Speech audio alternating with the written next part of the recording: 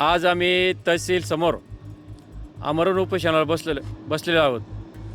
आमचा उपोषणाला बसण्याचा विषय असा आहे की ज्यांना फायनान्सने आमच्या सिन्नरमधील एका गरीब वराडे कुटुंबाचं फक्त 2 लाखासाठी 20 लाखाचं घर जप्त केलं आहे. आमचं त्यांच्याकडे मागणी अशी आहे की आम्ही तुमचे 2 लाख भरायला तयार आहेत, आम्हाला तुम्ही मुदत द्या. परंतु हे मुदत न देता डायरेक्ट यांनी जप्ती आणलेली आहेत.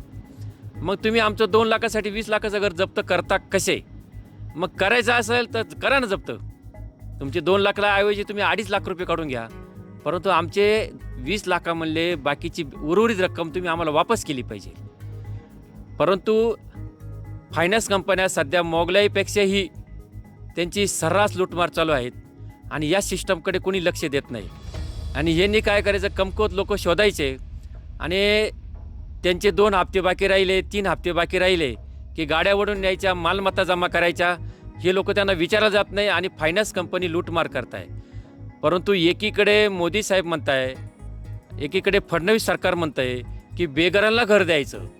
मग ह्या वराडे कुटुंबाला 1.5 वर्षापासून बेघर केलं आहेत. मग शासनाला आम्हाला विचारायचं आहे, हा तुमचा कुठला न्याय?